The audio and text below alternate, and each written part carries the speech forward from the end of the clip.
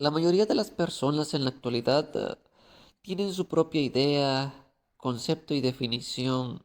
sobre lo que es la iglesia y sobre la función de la iglesia. Y la mayoría de ellos, pues tristemente, están bastante alejados de la realidad al no comprender el contexto histórico y literario que se encuentra en las Sagradas Escrituras sobre la historia, el propósito, nacimiento de la iglesia. Así que en esta oportunidad trataremos de hacer unos breves comentarios sobre la historia de los orígenes de la iglesia, razón por la cual nos dirigimos al libro de los Hechos, en el capítulo 2, en donde sabemos de que se describe la fiesta de Pentecostés. A partir del verso 36 encontramos casi la conclusión de el sermón que Pedro predicó en ese día de Pentecostés, luego que se hizo el gran estruendo y el asombro de muchos hombres y mujeres que escucharon glorificar a Dios en sus respectivos idiomas. La lectura nos dice: sepa pues la casa de Israel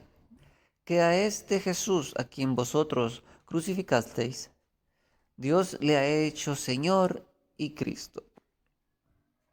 La fiesta o santa convocación de Pentecostés, Shavuot como se le conoce en hebreo,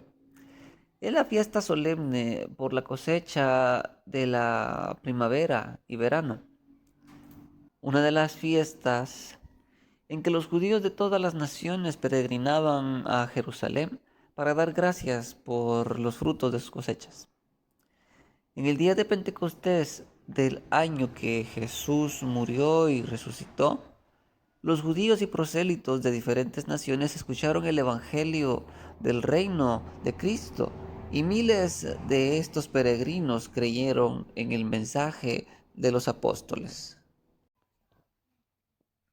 Es probable que muchos de los hombres y mujeres que en esta fiesta de Pentecostés estaban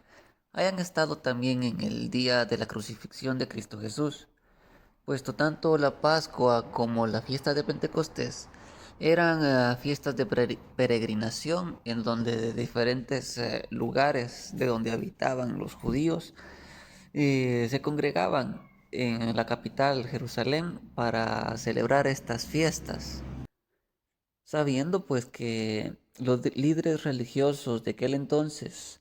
motivaron a la multitud de todos aquellos hombres y mujeres que se encontraban en la ciudad para apoyarles en el juicio que se le hizo a Jesús ante Pilato.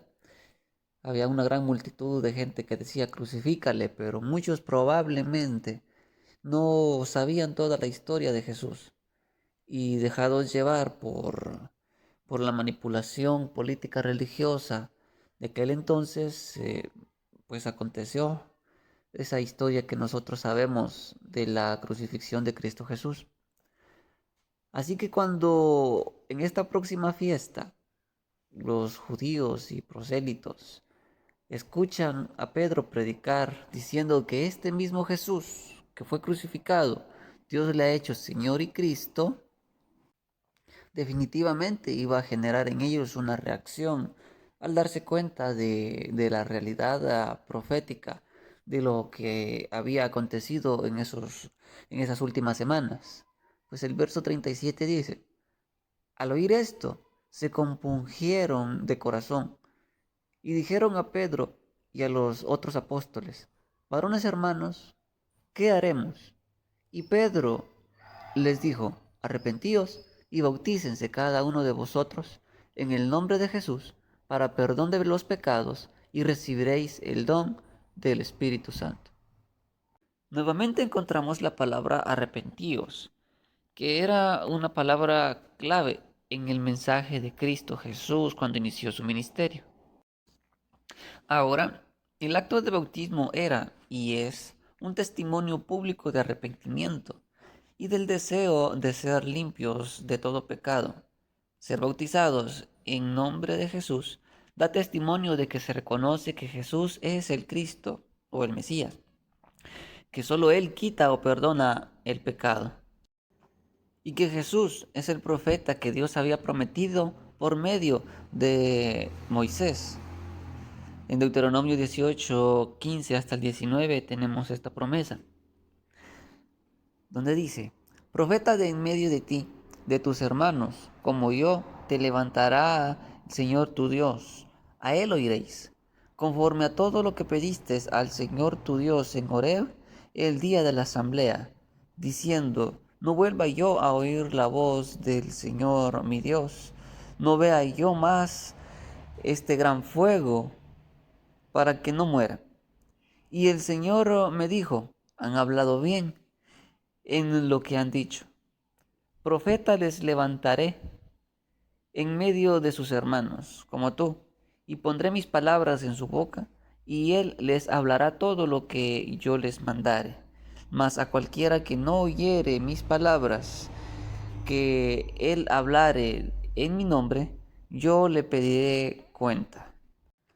Así es probable que muchos de los peregrinos que aquí están en el día de Pentecostés, en este relato,